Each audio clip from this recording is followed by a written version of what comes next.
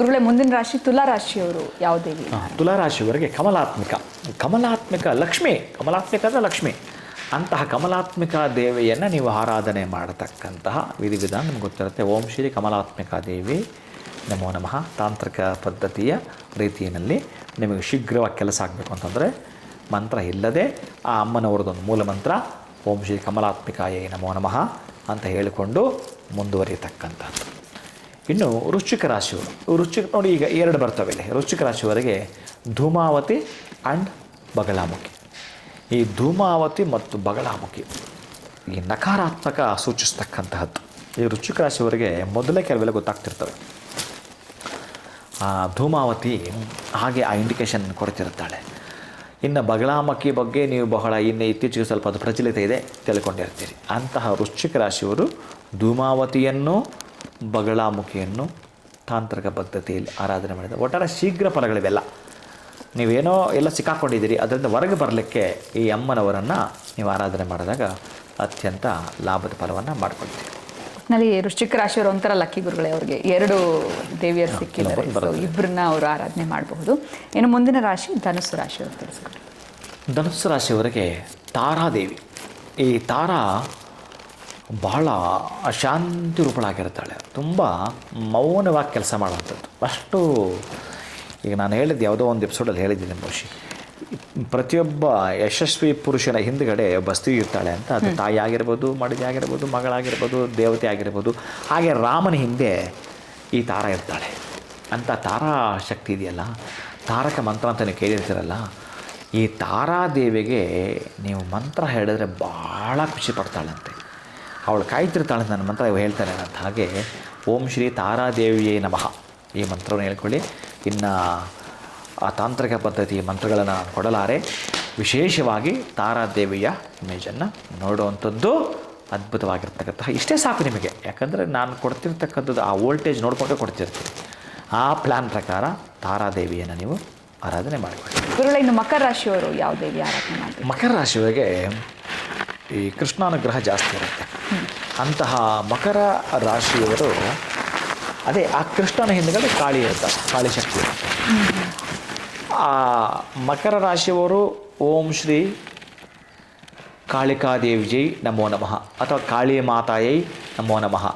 ನೀವು ಕಲ್ಕತ್ತಾ ಕಾಳಿನ ನೋಡಿದರೆ ರಾಮಕೃಷ್ಣ ಪರಮಹಂಸರು ಪೂಜೆ ಮಾಡಿದ್ದು, ರಾಮಕೃಷ್ಣ ಪರಮಹಂಸರಿಗೆ ಒಲಿದುಕೊಂಡಿದ್ದು, ಆ ರಾಮಕೃಷ್ಣ ಪರಮಹಂಸರು ಅವರಿಗೆ ಬರ್ತಕ್ಕಂಥದ್ದು. ಅದೇ ಹಿಂದಿನ ಜನ್ಮದಲ್ಲಿ ನಾವು ಎಷ್ಟು ಮಾಡಿ ಸಿದ್ಧಿಸಿಕೊಂಡು ಬಿಟ್ಟಿರ್ತೀವೋ ಇಲ್ಲಿಂದ ಕಂಟಿನ್ಯೂ ಆಗುತ್ತೆ. ಈಗ ನಾನು ಹೇಳಿರ್ತಕ್ಕಂತಹದ್ದು ಬಹುಶಃ ನಿಮಗೊಂದು ಔತಣ ಇದು. ಇಲ್ಲಿಂದ ನೀವು ಅಭಿಷ್ಟದ ಫಲವನ್ನು ಪಡೆದುಕೊಳ್ಳಲಿಕ್ಕೆ ನಿಮಗೆ ಯಾರಿಗೆ ಸಿಗುತ್ತೋ ಅವರ ಹಣೆ ಬರ ಇಲ್ಲಿಂದ ಇಲ್ಲಿಗೆ. ನಮ್ಗೆ ಇವತ್ತಿಗೆ ಸಿಕ್ಕಿದೆ ಅಂತಂದರೆ ಇನ್ಯಾರಿಗೋ ಒಂದು ವರ್ಷಕ್ಕೆ ಸಿಗುತ್ತೆ ಇದು, ಅವ್ರಿಗೆ ಅಲ್ಲಿಂದಲೇ ಲೆಕ್ಕ. ಏನೂ ಮಾಡೋಕ್ಕೆ ಬರಲ್ಲ. ನಿಮ್ಮ ಹಣೆ ಬರ ಎಲ್ಲಿಂದ ಪ್ರಾರಂಭ ಆಗಬೇಕು ಅಂತ ಭಗವಂತ ಬರೆದಿರ್ತಾನೋ ಅದಷ್ಟೇ ನಿಮಗೆ ಸಿಗುವಂಥದ್ದು. ಯಾರು ನೋಡ್ತಿರ್ತಾರೋ ಅದೇ. ಕೆಲವರು ನೀವು ಪುಣ್ಯವಂತರು ಅಂತೀರಿ, ಭಾಗ್ಯವಂತರು ಅಂತೀರಿ, ಮತ್ತೊಬ್ಬರು ಅಂತೀರಿ, ಇನ್ನೊಬ್ಬರು ಅಂತೀರಿ. ಈ ತಿರುಪತಿಯಲ್ಲಿ ನಮ್ಮ ಇವರೊಬ್ಬರು ಅಭಿಷೇಕ ಮಾಡ್ತಾರೆ. ಪ್ರತಿ ಶುಕ್ರವಾರ ಅಭಿಷೇಕ ಮಾಡ್ತಾರೆ. ರಾತ್ರಿಯಲ್ಲಿ ಅವರೇ ಮಾಡ್ತಕ್ಕಂಥ 27 ವರ್ಷಗಳಿಂದ ಕೆಲವೊಬ್ಬರಿಗೆ ವಿಶೇಷ ವರ್ಷಗಳು ಅಂತ ಕೊಡ್ತಾರೆ. ಅವರೇ ಅಭಿಷೇಕವನ್ನು ಮಾಡ್ತಾ ಬರ್ತಾರೆ. ಈಗ ನೋಡಿ, ನಾವೇನು ಅಂದ್ಕೊಳ್ತೀವಿ, ತಿರುಪತಿ ನೋಡಿ, ತಿರುಪತಿ ಅಷ್ಟು ಹತ್ರದಲ್ಲಿ ಇರ್ತಾರೆ, ನೀವು ಭಾಗ್ಯವಂತರು ಪುಣ್ಯವಂತರು ಅಂತ ಎಲ್ಲ ಕರೆಕ್ಟ್, ನಿಜ. ಅದೆಲ್ಲವೂ ಸತ್ಯವೇ, ಅದೆಲ್ಲವೂ ಪರಮಾದ್ಭುತವೇ. ನನಗೆ ಗೊತ್ತು ಅವರಿಗೆ ಎಷ್ಟು ವಿದ್ವತ್ತಿದೆ, ಏನಿದೆ. ಆಮೇಲೆ ಅವ್ರ ಮಕ್ಕಳು ಜಾಸ್ತಿಯೆಲ್ಲ ನಾನೇ ನೋಡ್ತಿರ್ತೀನಿ, ಪೂರ್ಣ ಗಮನಿಸಿರ್ತೀನಿ. ಅಲ್ಲಿ ತಿರುಪತಿ ಶ್ರೀನಿವಾಸನಿಗೆ ಪ್ರಧಾನವಾಗಿ ಏನು ಇರುತ್ತೋ, ಅಭಿಷೇಕಾದಿಗಳನ್ನು ಮಾಡತಕ್ಕಂಥದ್ದು ಏನಿರುತ್ತೋ ಅವ್ರಿಗೆ ಇನ್ನೇನು ಕೊರತೆ ಇರುತ್ತೆ? ಏನು ಕೊರತೆ ಇರಲ್ಲ. ಆದರೆ ಪ್ರತಿಯೊಬ್ಬರಿಗೂ ಈ ಭೂಮಿ ಮೇಲೆ ಬಂದ ಮೇಲೆ ಆ ಲಿಂಕ್ಗೆ ಸಂಬಂಧಪಟ್ಟ, ಆ ತೊಂದರೆಗೆ ಸಂಬಂಧಪಟ್ಟ ಸಂಕಟಗಳು ಇದ್ದೇ ಇರ್ತವೆ. ಅದನ್ನು ವೆಂಕಟರಮಣ ಪರಿಹಾರ ಮಾಡ್ತಾನೆ. ಈ ವೆಮ್ ಅಂದರೆ ಪಾಪ ಅಂತ, ವೆಮ್ ಅಂದರೆ ಕಷ್ಟ ಅಂತ, ವೆಮ್ ಅಂದರೆ ದುಃಖ ಅಂತ, ಕಟ ಅಂತಂದರೆ ಪರಿಹರಿಸೋಣಂತ. ಅವನೇ ವೆಂಕಟ.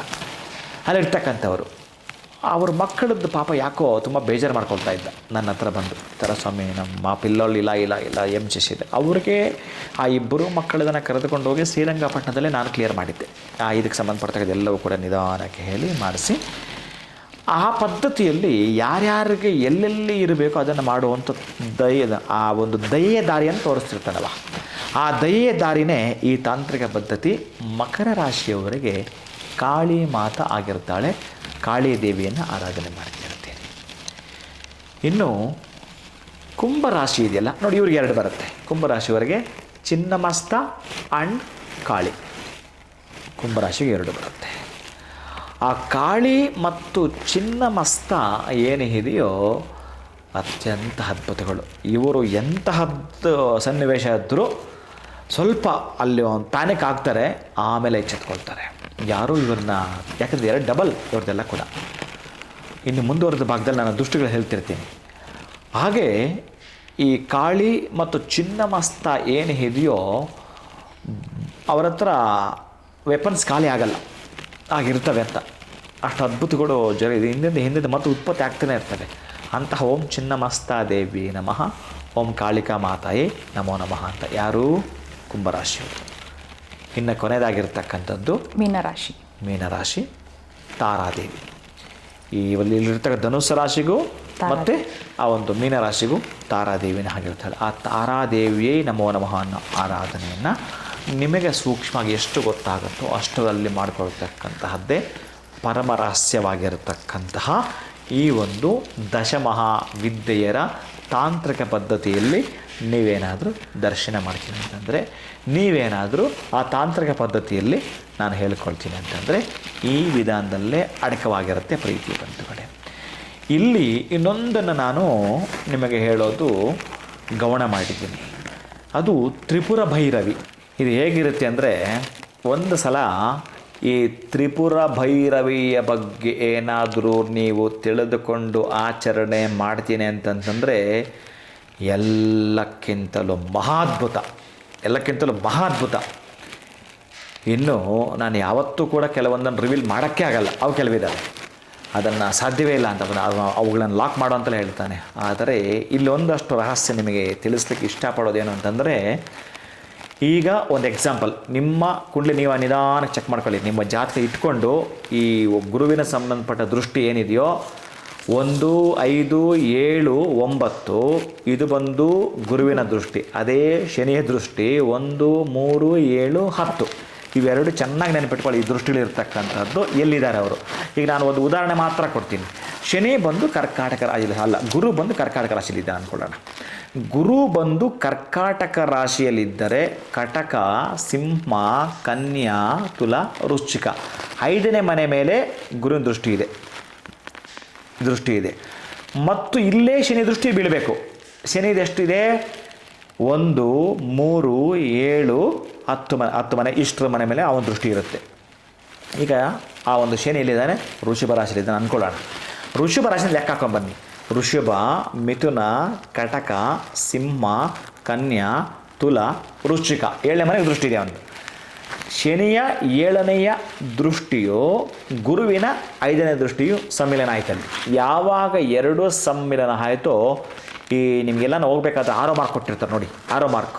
ಹಾಗೆ ನಿಮ್ಮ ಆರೋ ಮಾರ್ಕ್ ಇವರಿಗೆ ತ್ರಿಪುರ ಭೈರವಿ ಬರುತ್ತೆ. ಯಾವುದಾದ್ರೂ ಈಗ ನಾನು ಹೇಳಿದ್ದೀನಿ ಇಷ್ಟು ಇದ್ದು ವಿತ್ತು ಈ ತ್ರಿಪುರ ಭೈರವಿ ಬರುತ್ತೆ. ಇದಪ್ಪ ನಿಮ್ಮ ಜಾಕ್ಪಾಟ್. ಇದು ಅಣ್ಣಗಳಿರ ಅಕ್ಕಗಳಿರ ನೀವು ಗಳಿಸುವಂಥದ್ದು. ನೀವೇನಾದರೂ ತಿಳಿದುಕೊಳ್ಳಬೇಕು ಅಂತಂದರೆ ಪರಮಾದ್ಭುತವಾಗಿರ್ತಕ್ಕಂಥದ್ದು. ಆಮೇಲೆ ಇನ್ನೂ ಬಹಳ ಮುಖ್ಯ ಇರುವಂಥದ್ದು ಏನಂತಂದರೆ, ಈಗ ನಿಮ್ಮದಾಗಿರತಕ್ಕಂಥ ಶನಿ ಎಲ್ಲಿದ್ದಾನೋ ಆ ದೃಷ್ಟಿ ದೇವರದ್ದು ಪ್ಲ್ಯಾನ್ ಮಾಡ್ಕೋಬೋದು.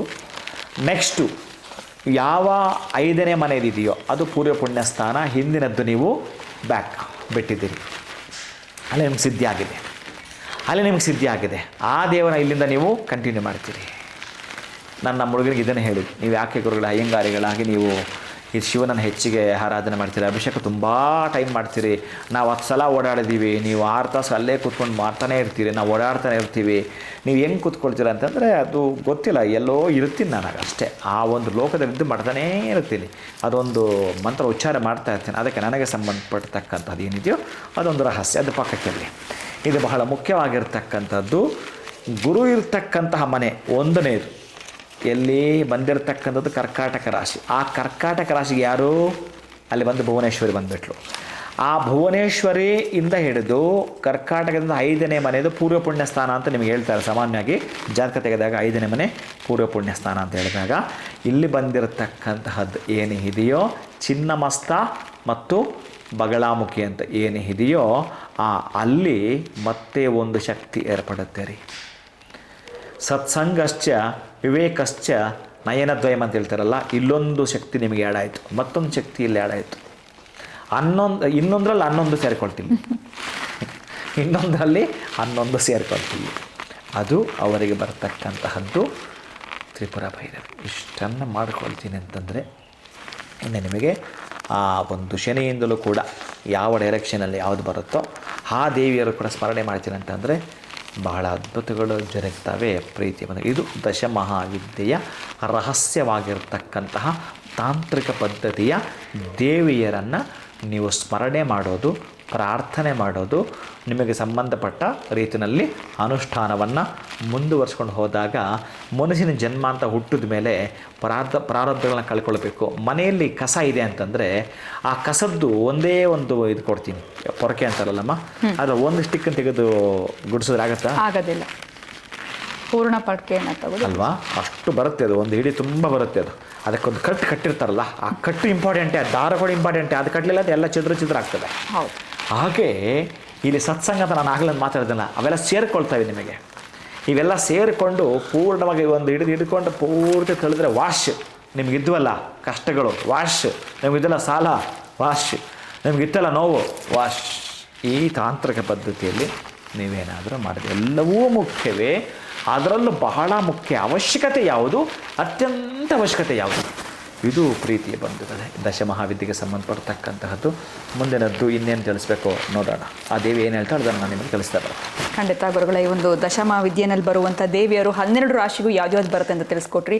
ಜೊತೆಗೆ ಗುರು ದೃಷ್ಟಿ ಆಗಿರ್ಬೋದು, ಶನಿ ದೃಷ್ಟಿ ಆಗಿರ್ಬೋದು, ಅದನ್ನ ನಮ್ಮ ಜಾತಕದಲ್ಲಿ ನಾವು ಹೇಗೆ ನೋಡಿಕೊಂಡಾಗ ತ್ರಿಪುರ ಭೈರವಿ ಯೋಗ ಅನ್ನೋಂಥದ್ದು ನಮಗೆ ಸಿಗುತ್ತೆ ಅನ್ನೋದ್ರ ಬಗ್ಗೆ ಕೂಡ ಆ ಯೋಗ ಅದ್ಭುತ. ಈಗ ಎಲ್ಲರೂ ಜಾತಕ ನೋಡೋಕೆ ಶುರು ಮಾಡ್ಕೊಂಡಿರ್ತಾರೆ. ಈ ಶಿವನ ಬಳಿ ಇದೆಯಲ್ಲ ಮಹೇಶ್ವರ ಸೂತ್ರಾಣಿ ಡಮುರುಗ, ಹಿಂಗಂದ್ರೆ ಆ ಈ ಒಣ್ಣು ರೂಲ್ರುಕ್ಕೆ ಹೇವ ಸರ ಹಲ್ ಅಂತ ಅಕ್ಷರ ಟಕ ಅಂತ ಬರ್ತವೆ.